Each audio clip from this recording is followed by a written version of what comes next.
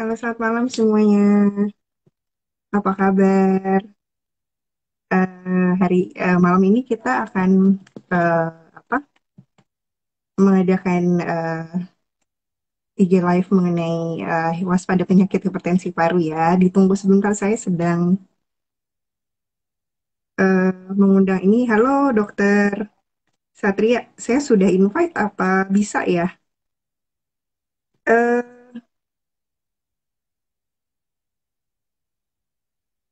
oke,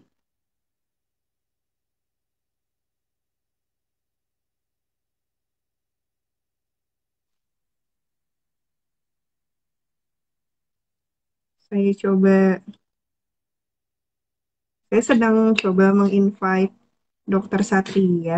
Halo semuanya. Mungkin agak ada sedikit masalah teknis ya, sebentar.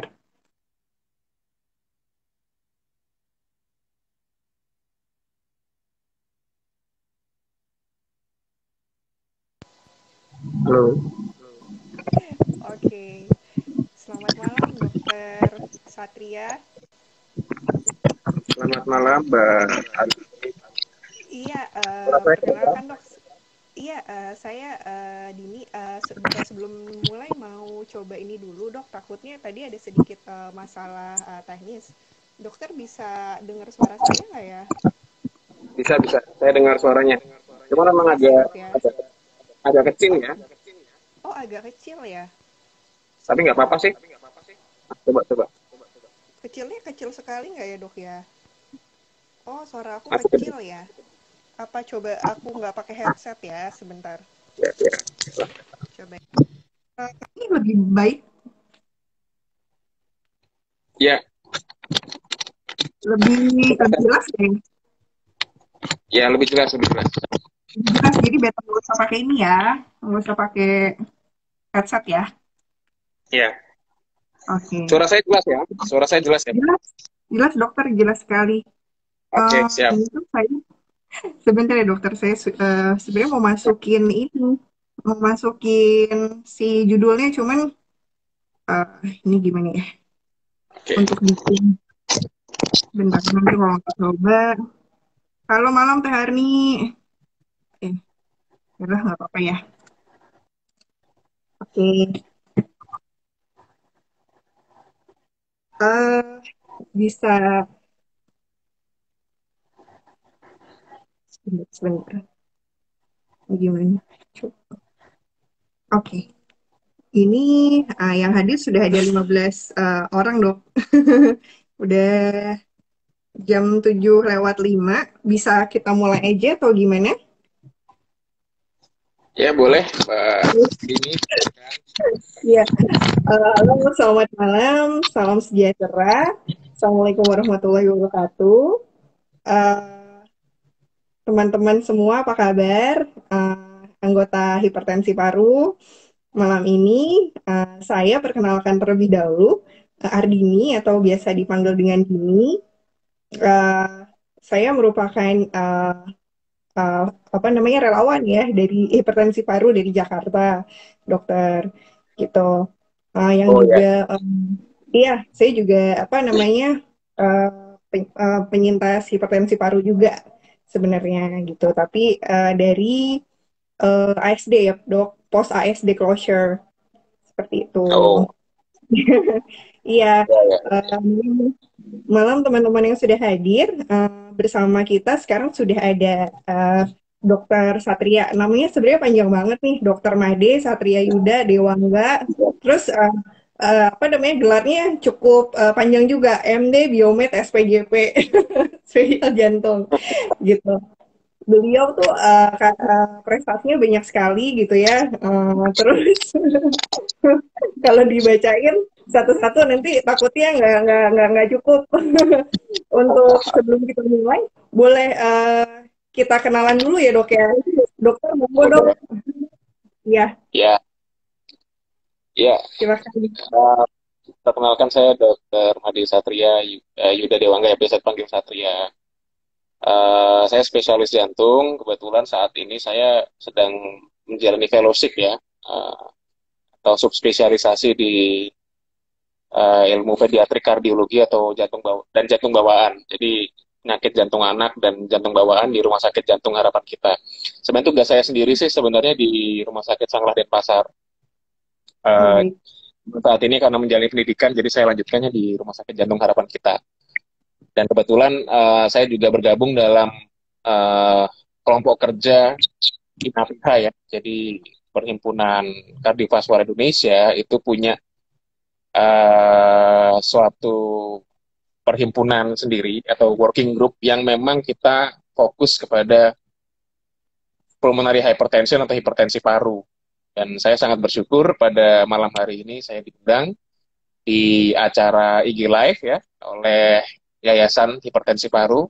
Saya kira ini kesempatan yang luar biasa untuk paling tidak saya bisa memberikan sedikit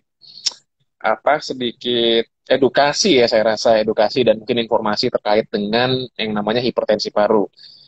Tadi mungkin sempat disinggung juga Mbak Dini kebetulan juga dulu pernah ya menderita yang namanya uh, ASD ya dengan hipertensi paru. Nah, ini kebetulan saya juga pemerhati dan saya sangat ya concern lah untuk penyakit jantung bawaan. Sangat sangat relevan sekali saya kira uh, kita berbicara tentang hipertensi paru pada malam hari ini, Mbak. Mungkin seperti itu. Baik. Berarti dokter saat ini aktif juga di Perki ya dok ya Iya, iya, untuk iya. working group pemerhati apa kelainan jantung, hipertensi paru seperti itu ya dok ya. Di Bali Betul. ya dok ya. Iya, saya Ini tugas di Bali. dinasnya. Oke. Baik, dokter, ini kan subjek kita malam ini, topik kita adalah waspada penyakit hipertensi paru, gitu. Mungkin sebelum kita membahas kenapa kita harus mewaspadai, ada baiknya kita sedikit review, brief penjelasan singkat mengenai hipertensi paru itu, dok. Hmm. Gitu. Bagaimana betul dok? Oke. Apa sih kalau misalnya masih ada teman-teman yang awam di sini, kita nggak bosan-bosan memberitahukan apa awareness tentang penyakit paru, hipertensi paru. Masih banyak yang salah kaprah mengenai hipertensi. Oh, emang emang hipertensinya nggak boleh kalau hipertensi itu bukan yang nggak boleh makan ini ya yang asin-asin atau lebih ke jadinya ke darah tinggi seperti itu gitu sih. Betul. Boleh Ya, dijelaskan secara singkat mungkin? siap ya. Iya, sejujurnya sebenarnya hipertensi paru ini penyakit yang tidak singkat ya, Mbak Dini ya, saya dan semua viewer yang hari ini hadir. eh, Bagi dokter jantung pun itu dalam mendiagnosis hipertensi paru itu juga bukan sesuatu yang simpel. Jadi banyak tools atau alat diagnosis yang bisa kita pakai. Ibaratnya begini, kalau hipertensi yang umum kita kenal itu kan tekanan darah tinggi, tapi di sistemik atau di pembuluh darah yang ada di eh, seluruh tubuh ya. Jadi kita bisa mewakilkan dengan pemeriksaan tensi, ya kan? Mungkin hampir seluruh viewer di sini pernah ditensi kan, ya kan? Terus kalau misalnya tensinya di atas 140, oh katanya hipertensi. Nah, bayangkan kalau itu terjadi di dalam pembuluh darah paru, di dalam dada itu ada pembuluh darah paru, karena terjadi sesuatu di paru atau sesuatu di jantung yang menyebabkan tekanan di dalam pembuluh darah paru itu menjadi tinggi, ya kan? Gimana cara nensinya? Kan kita nggak bisa nensi di dalam situ. Itu agak susah. Jadi kenapa? Akhirnya ini menjadi concern karena seringkali munculnya belakangan dan ketika didiagnosis itu sudah terlambat. Terlambat dalam artian komplikasinya sudah banyak, angka penyulitnya sudah lumayan banyak. Kemudian dokter yang mendiagnosis pun menjadi bingung karena penyakit hipertensi paru atau tekanan darah di dalam paru yang secara definisi itu lebih dari 20 mm Hg ya, 20 mm Hg. Kalau tensi di tangan kita ini kalau tensi kan lebih dari 140 ya, baru kita bisa bilang hipertensi. Nah, kalau di dalam paru jauh lebih rendah ya, angkanya 20 sampai 25. Nah, itu merupakan uh, hasil akhir dari banyak sekali penyakit. Bayangkan, di dalam di dalam diagnosis klinis itu kita punya 5 jenis penyebab hipertensi paru. Di dalam 5 ini masing-masing punya yang namanya klasifikasi sendiri. Itu ada pH tipe 1, pH tipe 2, pH tipe 3, tipe 4, tipe 5. Ya kan? Dan pH tipe 1 itu sudah banyak banget tuh. Mungkin ada belasan kali penyebabnya. Tipe 2 ya ada penyebabnya. Tipe 3 penyebabnya ada juga namanya tromboemboli atau sumbatan kecil-kecil pada pembuluh darah jantung. Tipe 4 maaf, tipe 3 itu yang karena paru. Jadi dasarnya dia sakit paru dulu, seperti misalnya penyakit bronkitis yang lama atau penyakit paru obstruktif ya kita kenal. Akhirnya dia bisa bikin hipertensi paru sebagai hasil akhirnya. Nah, tipe 4 itu ada trombus atau bekuan darah kecil-kecil yang nyangkut di pembuluh darah paru, yang lama-lama bisa bikin hipertensi paru. Yang tipe 5 ini yang tipe yang faktornya banyak dan penyebabnya sistemik gitu, sistemik. Nah, dari 5 itu jangankan ya saya aja yang udah lumayan lah kita berkecimpung di bidang hipertensi paru aja saya nggak hafal itu apa saja. Jadi kalau dibilang ini bukan Makin banyak sesuatu ya yang dok ya. gampang gitu ya. Jadi bukan sesuatu yang gampang. Bagi kami pun bagi dokter jantung itu challenge buat kita untuk bagaimana kita bisa tahu ini merupakan penyakit hipertensi paru karena sebabnya atau kita dalam bahasa kedokteran kita sebut etiologi itu banyak banget ada sekitar lebih dari 20 sebabnya dan itu kalau kita ikut ke depan itu cukup kompleks ya sehingga tentu saja ini tantangan buat kami dokter jantung kemudian eh, bagaimana kami bisa mengedukasi ke masyarakat bahwa apapun penyakitnya, ya, bukan makanya minumnya sosro ya, mirip seperti itu. Apapun penyakitnya, Nggak di kalau endorse dok, jangan disebut. ya, maaf, kalau kalau di awal di hulunya itu penyakit apapun, mau penyakit sistemik, penyakit paru, mau penyakit kanker, kayak kalau Ya, ujungnya adalah sebuah hipertensi paru, dia akan memperburuk prognosis. Prognosis itu oke. apa? Prognosis adalah perjalanan penyakit ke depan. Ya, jadi kalau sekarang didiagnosis hipertensi paru, ke depannya perjalanan penyakitnya itu kita bisa tahu ini jelek apa enggak ya. Wah, udah kayak dukun aja kita bisa tahu ke Hmm. depan seperti apa. Ya, kita bukan peramal, kita nggak meramal. Ya, istilahnya agak bisa disebut peramal, tapi ini berdasarkan data-data objektif yang sudah kita dapatkan selama uh, bertahun-tahun bahwa segala macam penyakitnya apapun itu kalau sudah ujungnya adalah sebuah hipertensi paru biasanya dia akan memperburuk gejala penyakit yang dasarnya apa gitu. Jadi ini ya kembali lagi saya sangat appreciate terhadap apa yang sudah dikerjakan oleh Yayasan Hipertensi Paru untuk kemudian mengumpulkan dan berbagai narasumber ya untuk membicarakan ini. Dan yang paling saya concern sebenarnya penyakit jantung bawaan yang bisa menyebabkan ujungnya itu adalah sebuah hipertensi paru karena penyakit jantung bawaan yang macam-macam itu ya banyak banget ya. Kalau ujungnya hipertensi paru itu juga nggak bagus. Jadi Hmm. semakin awal kita tahu, semakin gampang kita, semakin bagus buat pasien karena treatmentnya juga mungkin akan semakin baik. Hasil dari treatment kita dokter juga akan semakin baik. Saya kira itu salah satu yang bisa saya sampaikan. Tapi yang jelas kalau kita jabarkan itu sangat panjang dan agak sulit mendeskripsikannya karena itu memang sangat banyak penyebab dari hipertensi paru tersebut, Mbak Dini. Iya, dokter Hmm, Satria memang memang kompleks sih. Sebenarnya kompleks. saya sebagai sebagai penyintasnya pun sampai saat ini kadang nggak ngerti sih sakit apa gitu. Karena kan sudah apa ya gitu. Ini tuh apa sih gitu. Kadang dulu sebelum dioperasi pun suka sesak ya. Setelah dioperasi tuh mengalami peningkatan kualitas hidup memang, tapi itu pun masih harus mengkonsumsi sildenafil seperti Ya, itu. Iya, izin dokter saya menyapa teman-teman yang mungkin baru gabung. Selamat malam semuanya. Saya Dini dan dengan dokter Satria saat ini. sedang mengadakan live Instagram ya sesuai dengan tema yaitu waspada penyakit hipertensi paru. Eh, untuk teman-teman yang mungkin memiliki pertanyaan yang berkenaan dengan tema kami malam ini bisa langsung saja di chat live nanti akan mungkin bisa di paralel.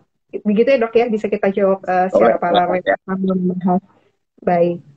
Oke, kembali lagi nih dok mengenai waspada penyakit hipertensi paru. Sebenarnya mungkin turunannya eh, kenapa ya kita harus waspada terhadap penyakit hipertensi paru ini gitu. Dan maksudnya Oke. eh, apa sih gitu yang harus diwaspadai?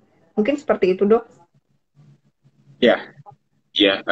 Sebelumnya saya mungkin sedikit akan memberikan wawasan terkait dengan gejala ya. Jadi Ya. eh, gejalanya itu mirip-mirip kayak orang gagal jantung ya. Gagal jantung maksudnya itu bagaimana? Jadi satu gampang capek, tapi bukan gampang capek kayak eh, kita nggak pernah olahraga misalnya saya nih, kemudian saya lari keliling GBK gitu 2 kali 3 kali kan capek ya, Ya. capek itu. Bukan seperti itu ya, tapi capek dalam artian dulunya bagaimana? Misalnya saya udah bisa lari kurang lebih 2 kilo, nah kemudian dalam waktu seminggu misalnya atau 2 minggu, kemudian terjadi penurunan kapasitas latihan. Saya bisa lari 2 kilo, sekarang saya jalan 500 meter sudah ngerasa apa ya, ngerasa capek saya. Saya tidak bisa jalan lebih jauh lagi. Gitu. Jadi udah ada penurunan kapasitas latihan yang cukup bermakna ya. Dan Oke. kita nggak bisa menjelaskan kenapa gitu. Bukan karena kita nggak pernah latihan lagi, tapi karena ada sesuatu gitu. Terus ada sesak ya, yang Hmm. biasanya muncul pada saat saya beraktivitas, misalnya seperti itu. Ada juga kakinya bengkak-bengkak, dua-duanya.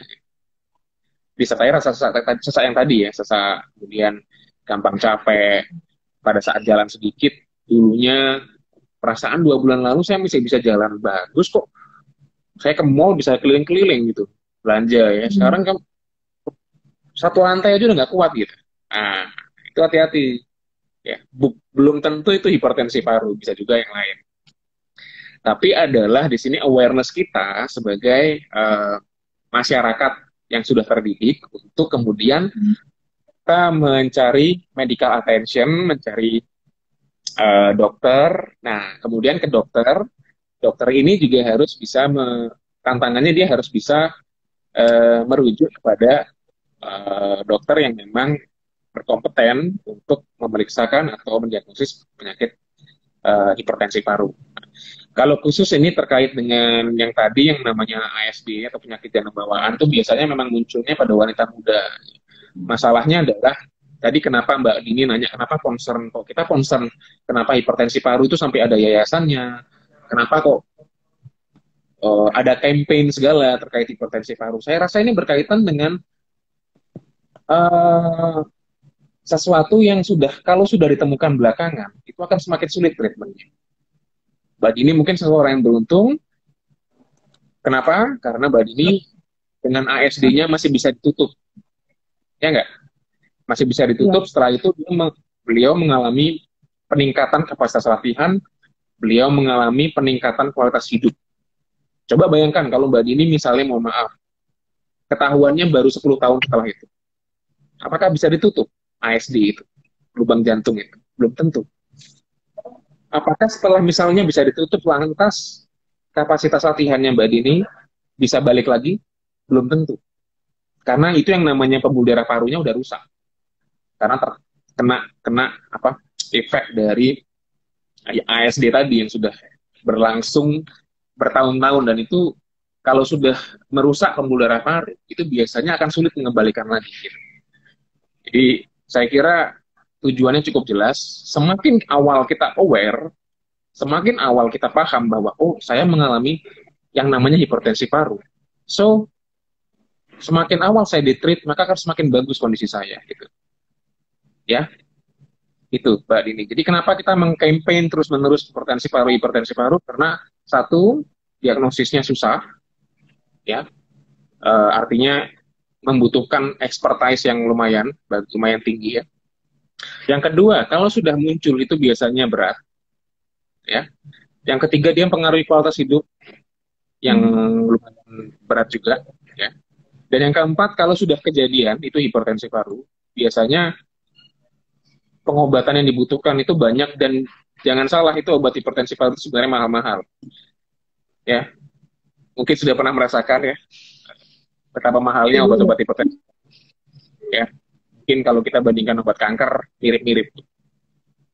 Jadi itu kita tidak bisa menganggap remeh penyakit ini gitu.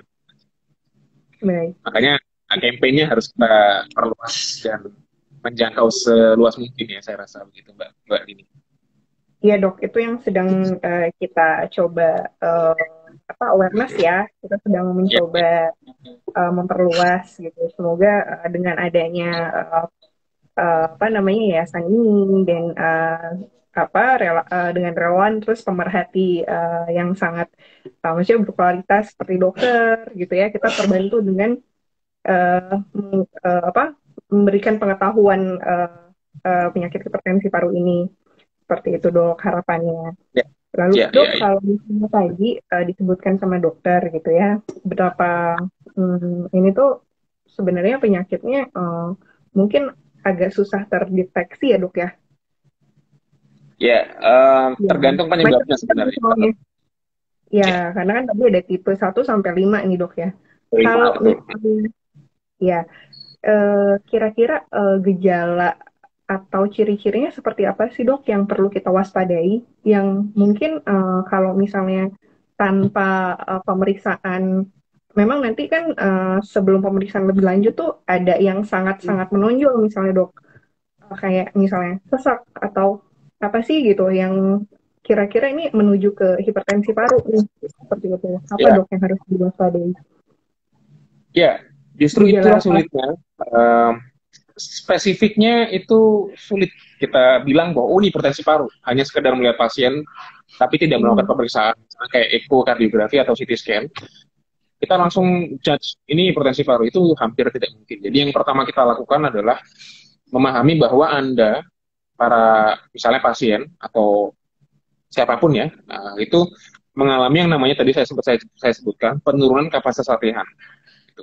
Jadi yang tadinya saya bisa jalan, tadinya saya bisa olahraga, tadinya saya bisa lari, sekarang dalam Hmm. waktu beberapa bulan itu perasaan saya nggak ada sakit apa-apa, kok sekarang kok jadi nggak bisa aktivitas kayak dulu lagi ya. Saya Oke. jalan dulu 2 kilo, sekarang cuma 500 meter udah capek. Hmm. 200 meter udah capek.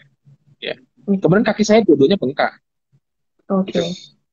Kakinya bengkak dua-duanya. Gitu. Hmm. Nah, mungkin saya kalau kaki bengkak, kemudian perutnya begah, ada cairan di perut, nah, Hmm. kita sebut sebagai akites misalnya, ya. Kemudian sesak, Hmm. gampang capek, sesak, naik tangga udah ngos-ngosan, ya. Hmm. Ya. Itu mengarah ya. Saya nggak bilang langsung kita judge hipertensi paru, mengarah ke mungkin salah satu kita bilang diagnosis diferensial itu adalah atau diagnosis banding itu adalah hipertensi paru. Tapi kemudian di sini menjadi challenge buat kita karena kalau kita harus membuktikan bahwa ini betul-betul sebuah hipertensi paru dan apa sebabnya gitu. Karena Ya. tadi saya bilang penyebabnya banyak, Mbak. Bahkan kanker Hmm. stadium akhir pun bisa hipertensi paru.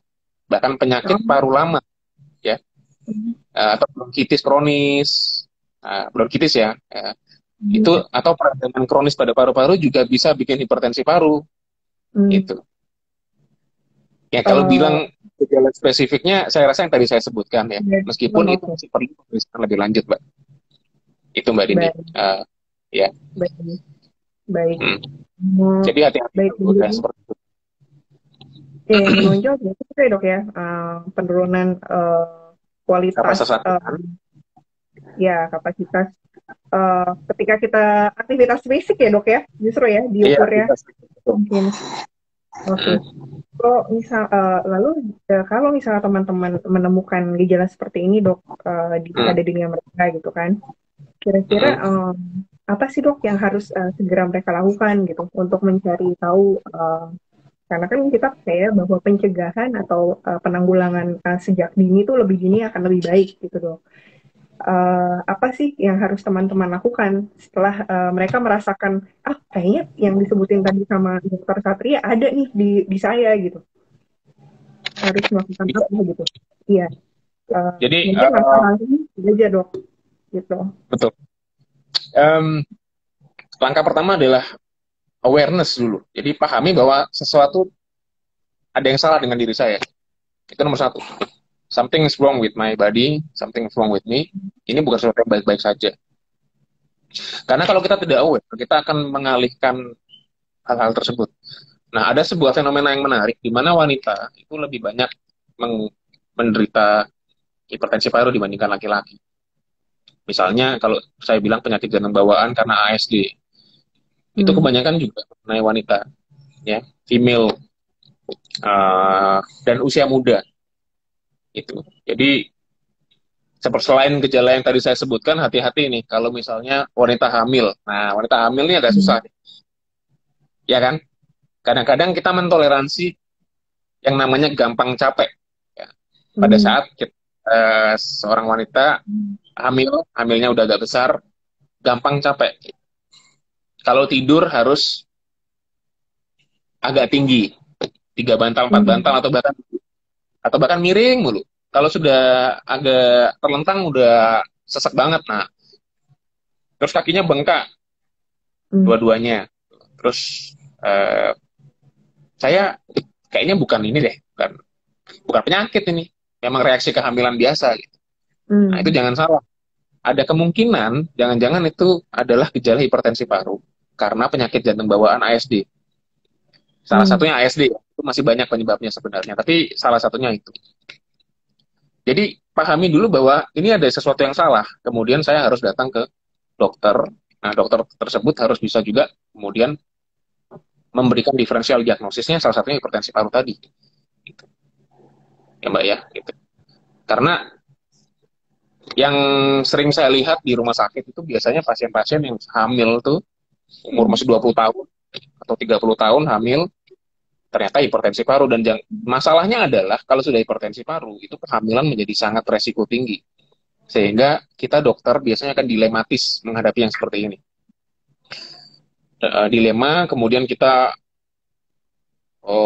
obat juga kita batasi karena bagaimanapun ibu hamil tuh ada janin, obatnya itu harus tidak boleh berefek terhadap janin. Pilihan treatment kita menjadi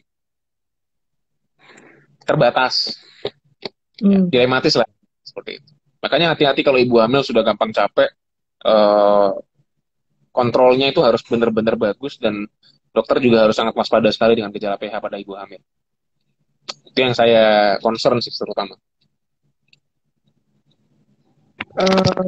Berarti jadi langkahnya itu ketika mereka aware, oh ya ini tadi ada yang disebut sama dokter itu, ya langsung memeriksakan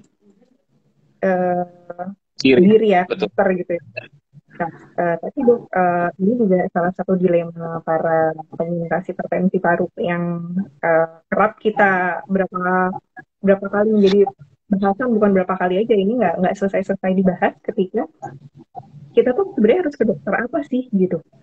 Karena banyaknya dari kami ini sebelum mendapatkan diagnosa yang tepat gitu, pertamanya ada apa namanya dikasih tahu ini adalah diagnosanya asma gitu. Terus banyak lah gitu yang nggak tepat, ternyata setelah berapa kali cek, berapa kali second opinion, third opinion, barulah terdeteksi ternyata menyintas hipertensi paru seperti itu. Iya, betul. Saya kira itu tantangan buat kami dokter ya. Saya juga bertanggung jawab dalam hal ini. Saya harus lebih memberikan informasi bukan kepada pasien atau masyarakat juga, tapi kepada dokter umum ataupun dokter-dokter di bidang lain bahwa ketepatan mendiagnosis itu sangat penting. Jangan sampai karena ada miss ya. Ya namanya juga manusia, kita juga kadang-kadang melihat suatu diagnosis itu dari satu sisi pandang saja, padahal sebenarnya mungkin itu ada masalah lain yang kita belum bisa deteksi. Jadi jangan sampai kita kelewatan gitu loh. Tapi yang jelas kalau kita bisa, Kalau tadi pertanyaannya adalah dokter apa, ya saya kira untuk semua pertama bisa ke dokter, kalau yang berhubungan pernapasan, itu bisa ke dokter penyakit dalam, dokter paru, dokter jantung, itu bisa. Nah, Iya. kemudian, tapi kalau enggak ya dokter umum itu saya rasa nggak, ya dokter umum pastilah sebagai garda terdepan dalam penanganan eh, penyakit yang ada di masyarakat ya. Kemudian bagaimana dokter umum merujuk ke dokter yang kemudian kita bisa secara spesifik menangani pasien ini gitu. Kalau hipertensi paru sendiri memang kita dokter jantung kita sudah memang khusus menangani ini ya, dan Hmm. kita bahkan ada Pokja yang memang khusus concern banget tentang PPH itu penyakit hipertensi paru.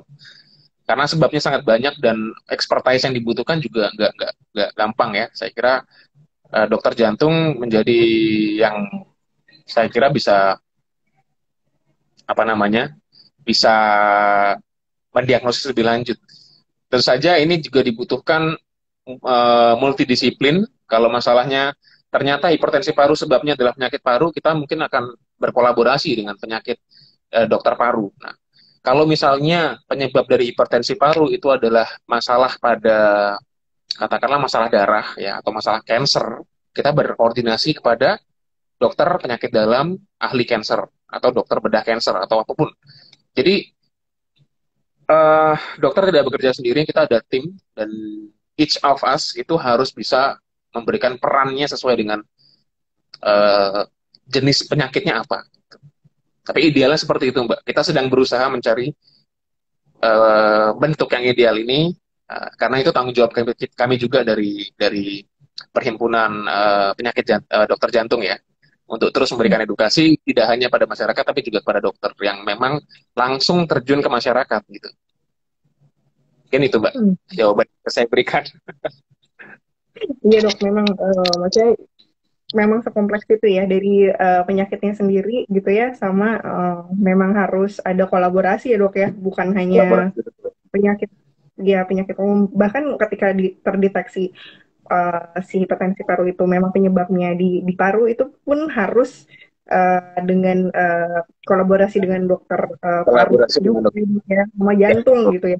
dokter jantung juga karena kita yang menangani ujungnya kalau hipertensi paru itu mendiagnosisnya kita memang dokter jantung karena kita butuh ekokardiografi ya USG jantung ya namanya ekokardiografi bukan tidak mungkin kita lakukan kateterisasi juga kita masukkan ke ruang kateterisasi kita masukkan itu alat kateter masuk Hmm. dari arteri atau pembuluh darah paha masuk ke dalam jantung kita ukur benar-benar berapa sih tekanan parunya gitu itu kan nggak seperti kita tensi di tangan ya itu Iya. kateter itu kita masukkan ke pembuluh darah paru kita ukur berapa di situ kemudian itu tugasnya apa tujuannya adalah untuk memastikan obat yang kita masukkan ini apa gitu kalau obat yang tekanannya segini obatnya ini kalau tekanannya segini obatnya mungkin lain lagi gitu jadi dokter Iya. jantung menjadi salah satu yang sangat penting dalam penanganan ini. Oke, baik. Berarti maksudnya diagnosa yang jelas dan apa namanya detail hasil pemeriksaan pun mempengaruhi eh, jenis obat dan cara Ya, penanganannya juga seperti itu ya dok ya. Oke, ya betul. baik.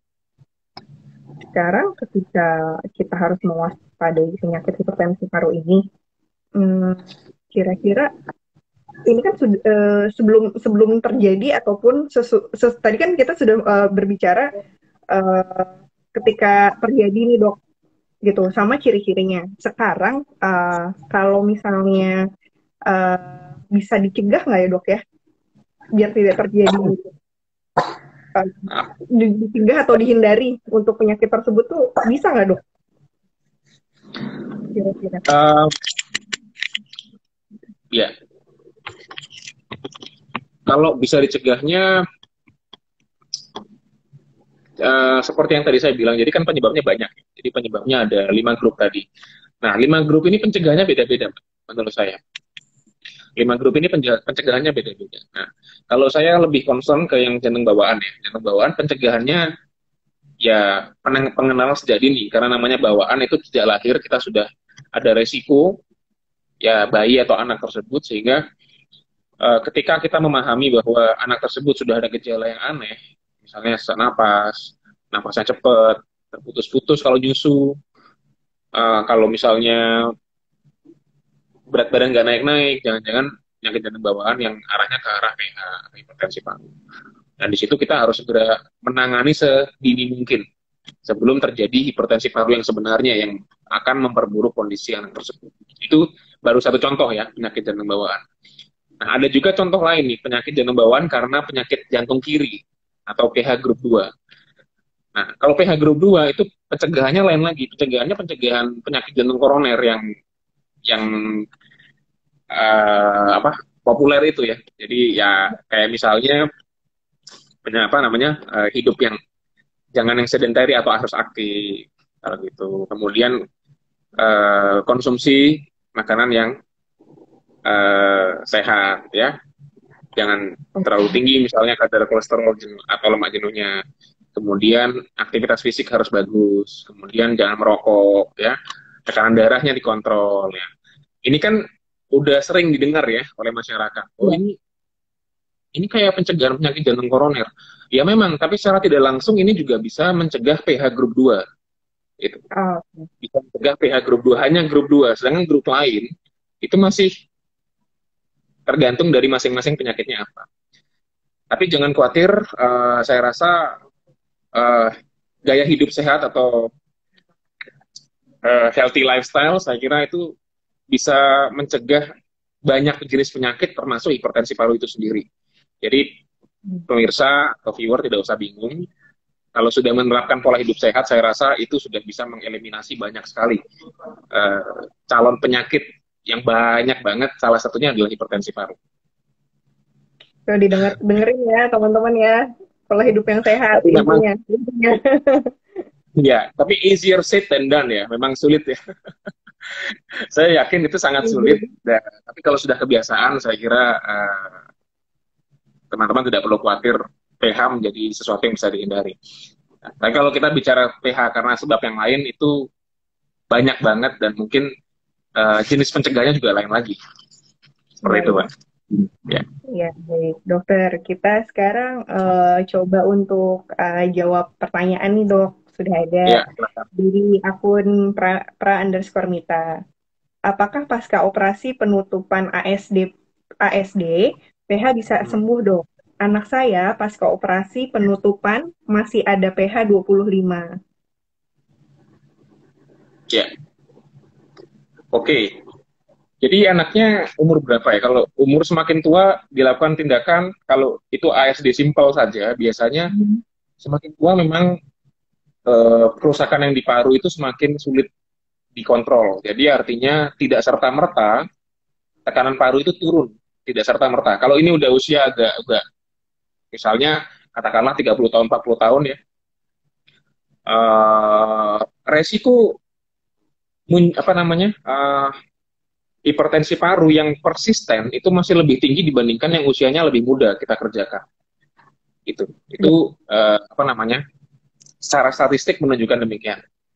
Tapi kalau anak kecil, saya kira kalau semakin muda dia lakukan penutupan, semakin early dia akan semakin baik mencegah pH-nya. Seperti itu. Kecuali ada penyakit lain yang saya sebutkan tadi. Ada nggak penyakit lain selain ASD yang menimbulkan kenapa setelah ditutup itu gejalanya masih ada? Kalau anak-anak ya.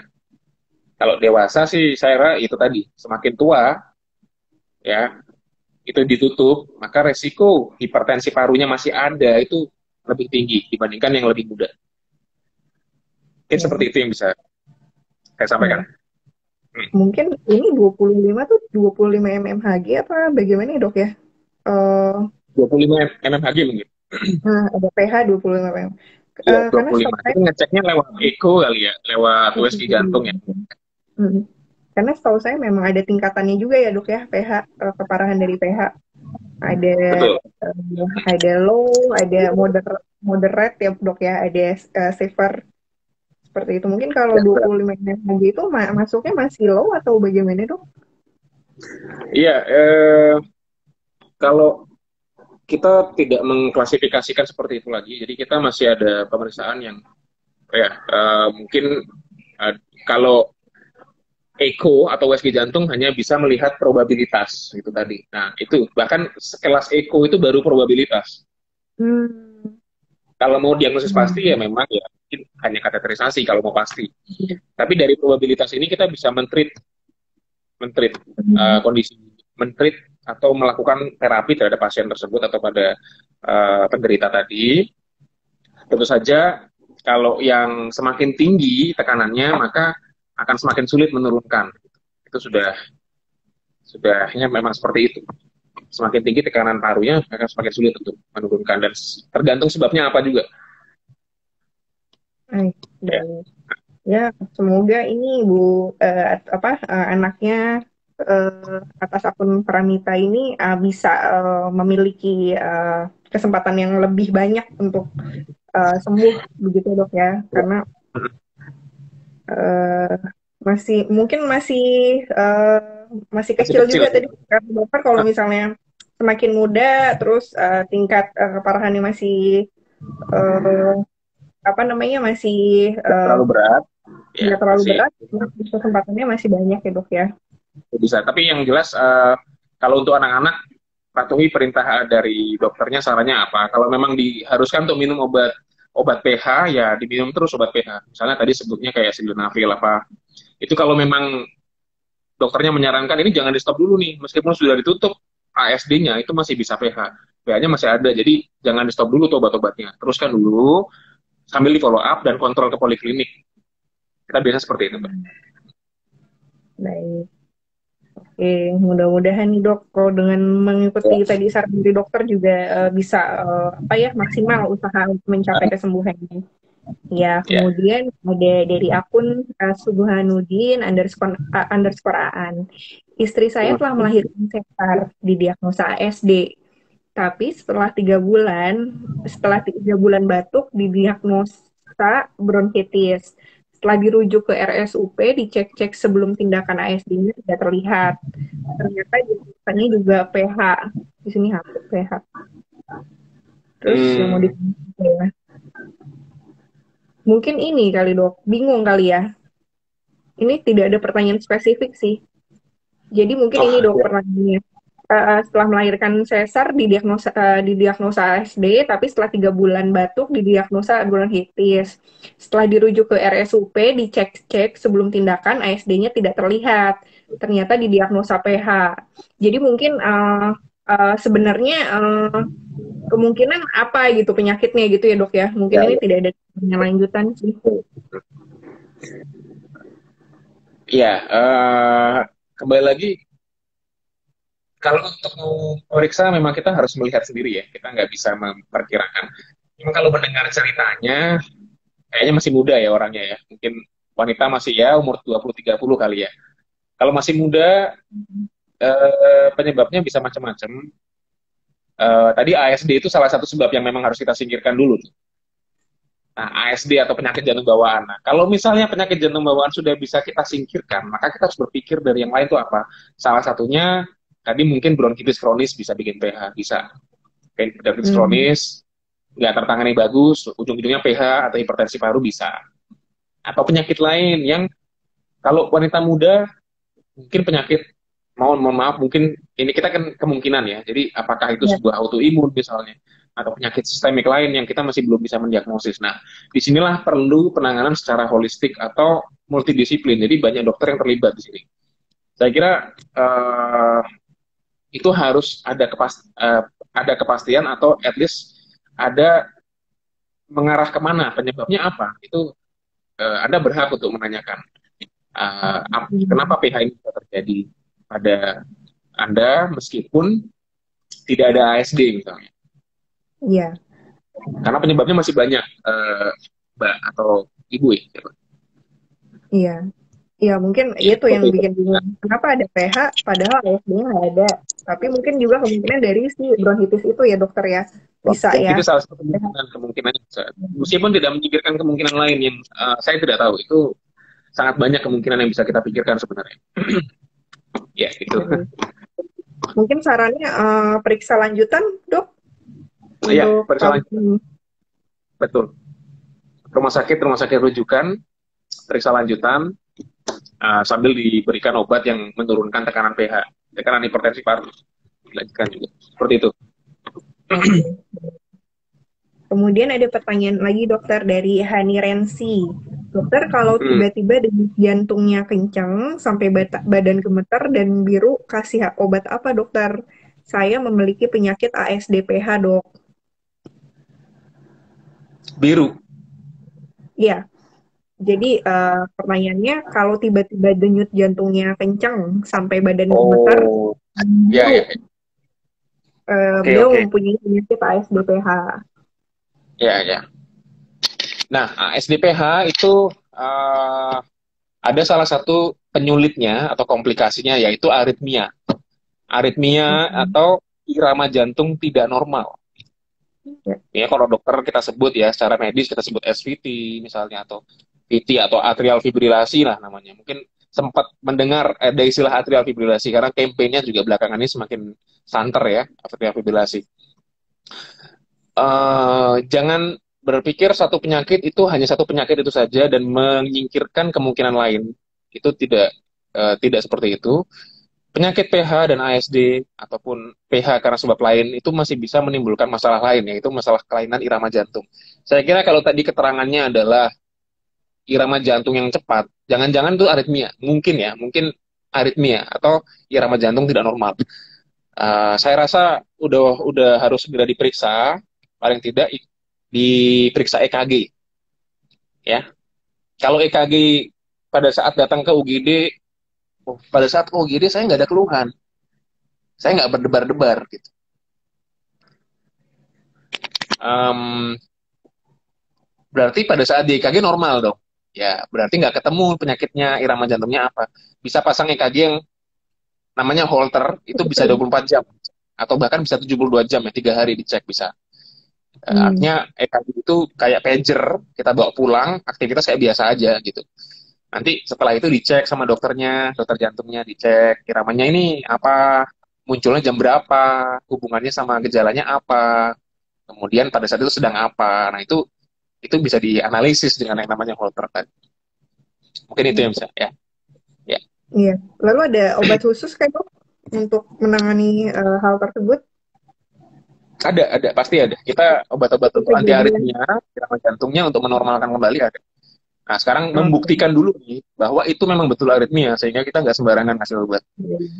Itu, Pak. Jadi jadi mungkin untuk Hani Rensi harus dicek dulu di apa namanya dipastikan dulu penyebabnya apa baru nanti bisa diputuskan obatnya apa Ketahuan seperti itu ya. ya. Betul, betul. Ya. Oke.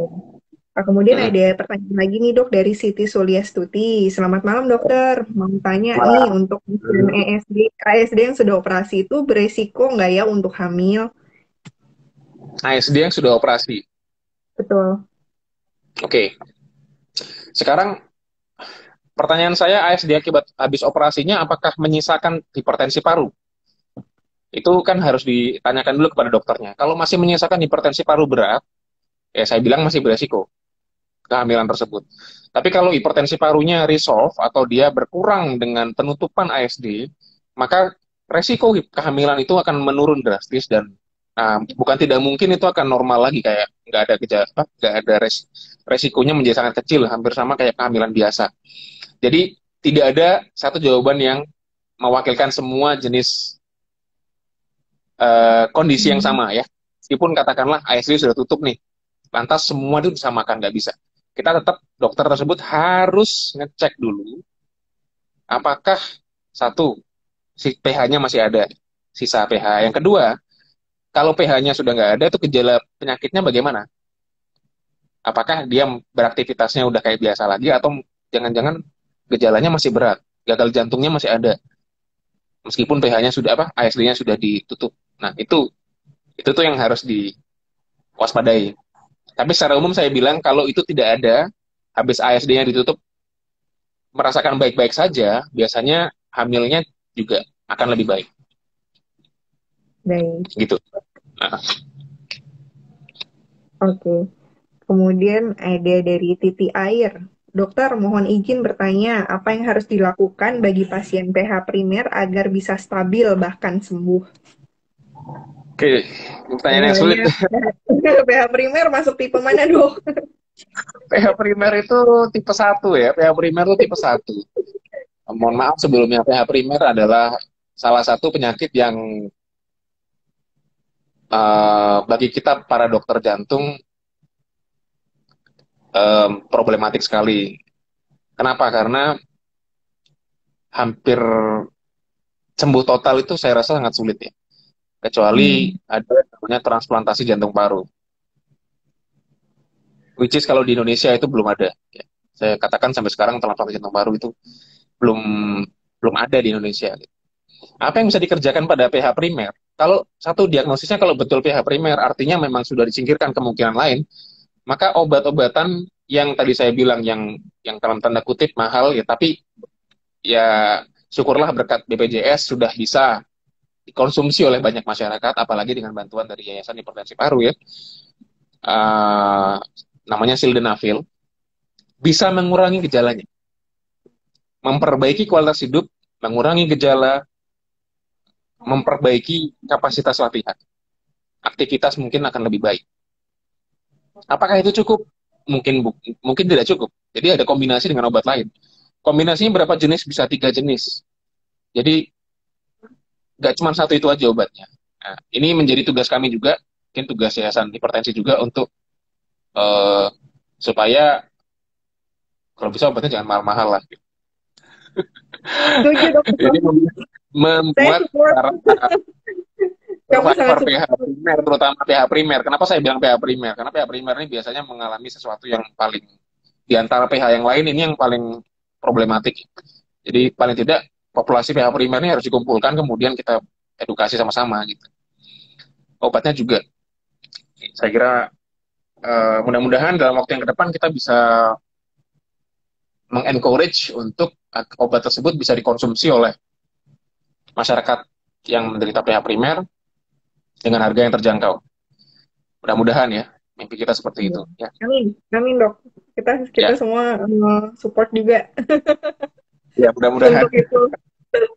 Oke, ya, itu Apa namanya tanpa iya jadi tanpa menurunkan semangat teman-teman yang memiliki PH primer yang pasti untuk dijaga kualitas hidupnya paling tidak stabil ya dok ya walaupun betul. misalnya saat ini masih agak sulit untuk sembuh total tapi bukan tidak mungkin juga gitu yang penting kualitas hidupnya stabil dan terjaga dulu ya dokter ya dengan tadi Ya, yang langkah-langkah yang sudah dokter sebutkan seperti itu.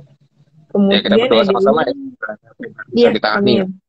Oke, Ya, untuk obat-obatannya juga semoga bisa ini ya dok ya bisa tadi muncul. tercapai itu apa namanya tujuannya biar lebih murah, terus lebih terjangkau dan apa secara Lebih kuantitas tersedia. juga bisa memenuhi ini ya dok ya kebutuhan seperti itu. Ya, ya. Terus malam ini ada Mbak Kosi. Dokter, saya tahun lalu Eko TVG-nya 132 mmHg. Bulan lalu Eko lagi TVG 130, padahal sudah terapi SIL-D maksimal 75 miligram. Artinya selama setahun tidak ada penurunan.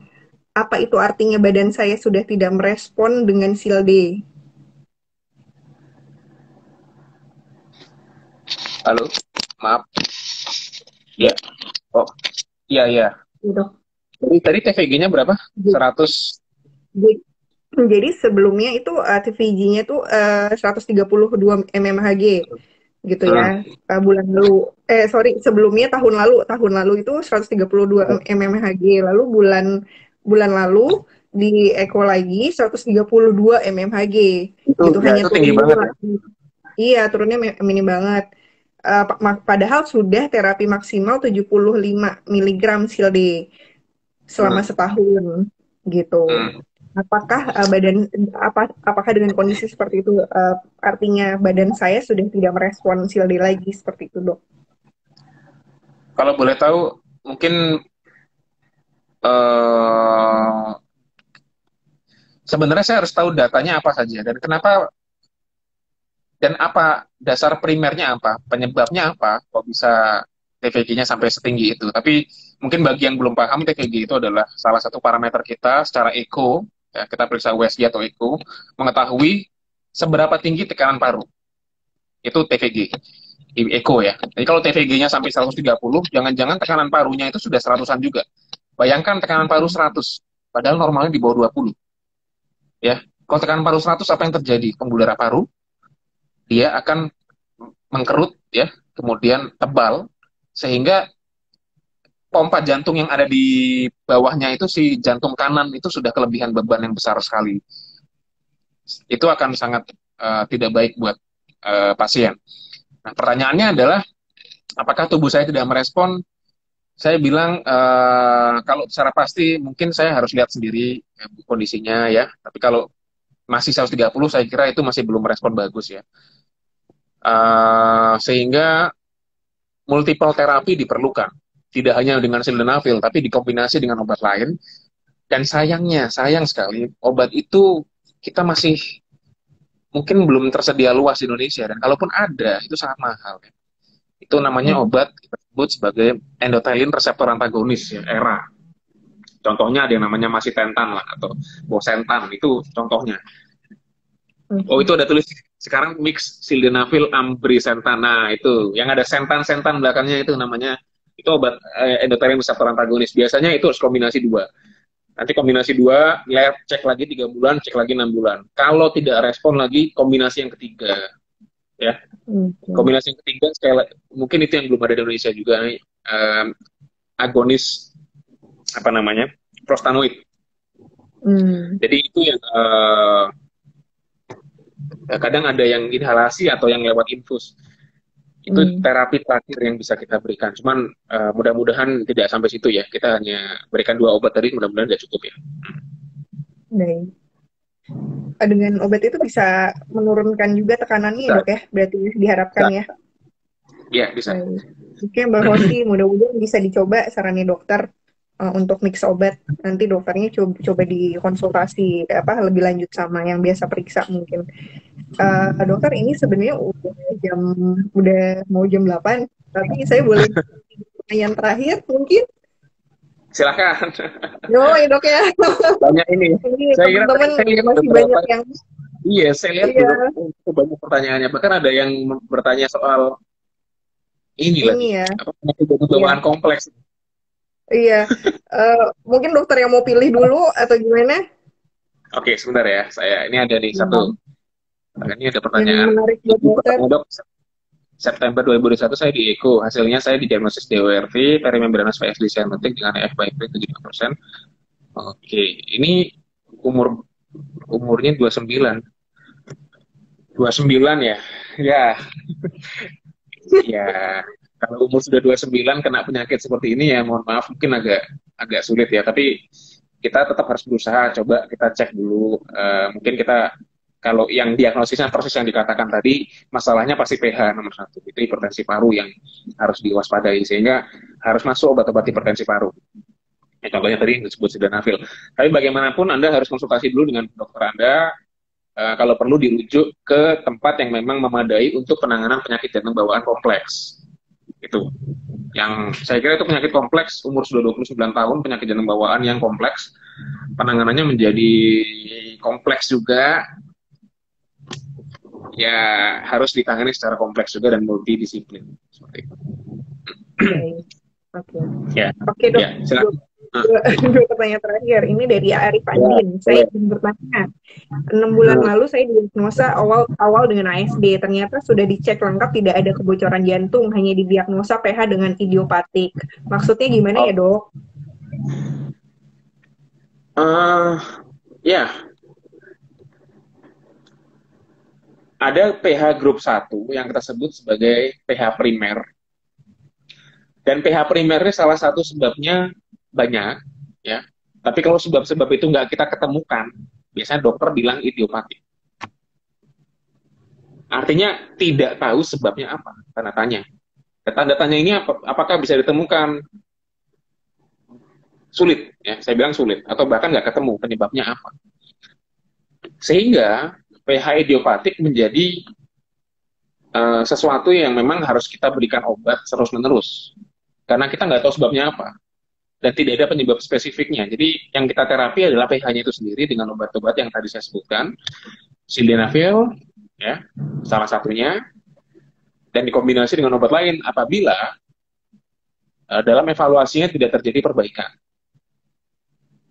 Bahkan sekarang WHO atau kita dari Perki encourage sejak awal kalau bisa itu obatnya sudah didouble. Kalau khusus pH primer ya, pH primer memang yang populasi pH yang paling bikin concern kita itu adalah pH primer. Karena kalau ASD itu bisa dioperasi, operasinya penutupan ASD. Kalau VSD itu bisa dioperasi, operasinya penutupan VSD. Kalau penyakit paru bisa di-treat penyakit parunya. Ya kan? Kalau idiopatik pH, nggak bisa. Jadi yang dilakukan adalah memberikan obat untuk menurunkan tekanan paru yang tadi saya sebutkan. Gitu. Okay. Mungkin itu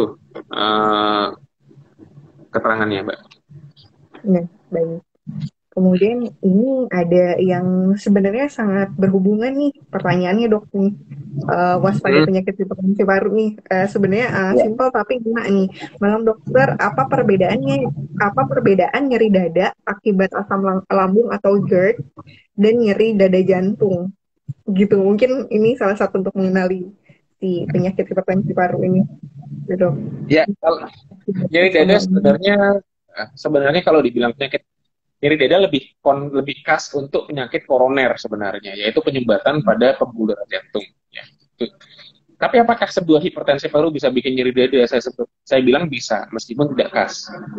Ya, nyeri dadanya relatif sama dengan penyakit jantung koroner, relatif ya, saya bilang relatif. Artinya ketika aktivitas itu baru muncul.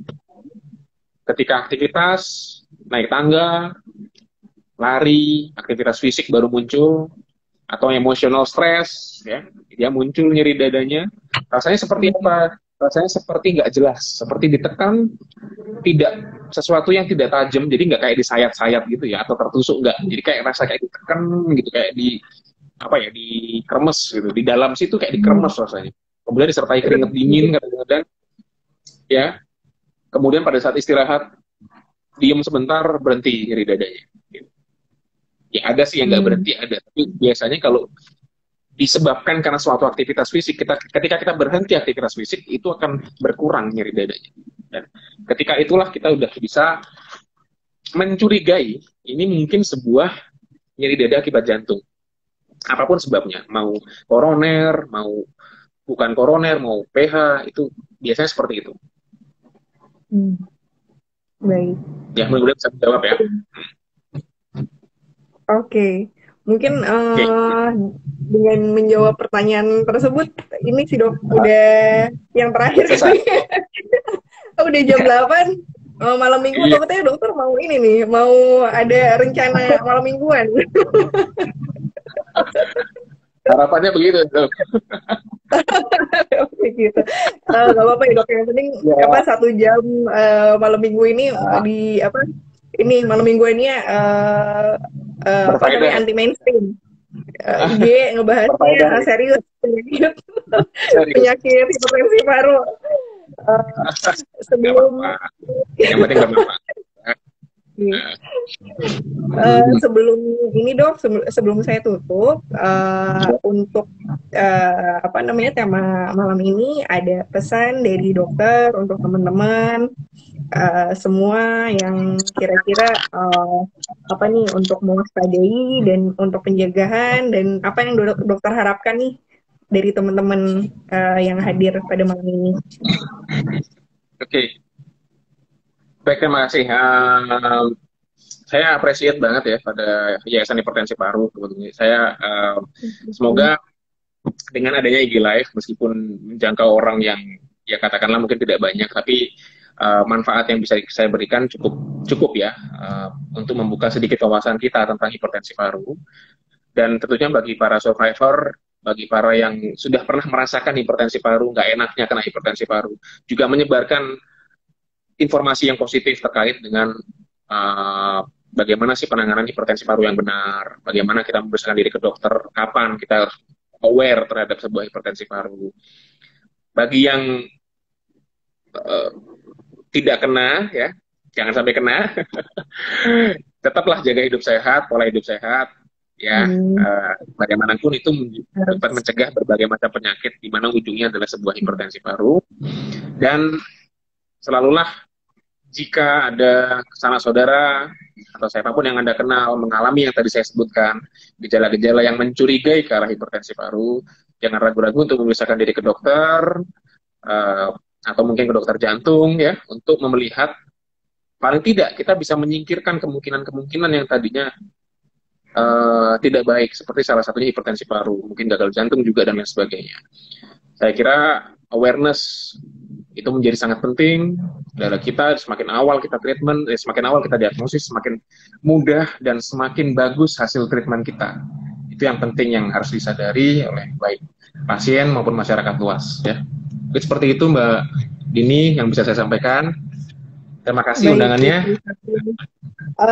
kita yang terima kasih banyak dokter sudah diberikan awareness, sudah menjadi apa, sudah mau menjadi narasumber bagi hipertensi paru.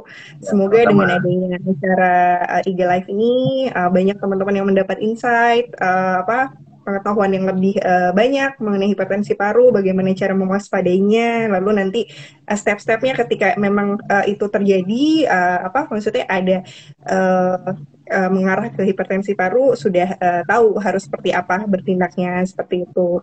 Ya, Untuk teman-teman yang mungkin pertanyaannya belum sempat terjawab pada IG Live malam ini, bisa direct message ke dokter mungkin ya, bisa ke IG ya boleh, boleh. Satria dokter, DM Ya, langsung boleh. mungkin ke dokter Kinan, Instagramnya Kinan_Yuda gitu. Ya, Baik dokter, terima kasih banyak. Sehat-sehat selalu. Semoga dokter betul. nggak bosan ya untuk kalau misalnya kita undang awareness selanjutnya untuk Ya, memberikan pengetahuan lagi bagi teman-teman yang tergabung di hipertensi paru. Untuk teman-teman juga nih yang masih bergabung pada saat ini, kita tuh hipertensi paru yayasannya memiliki media sosial nggak hanya di IG aja.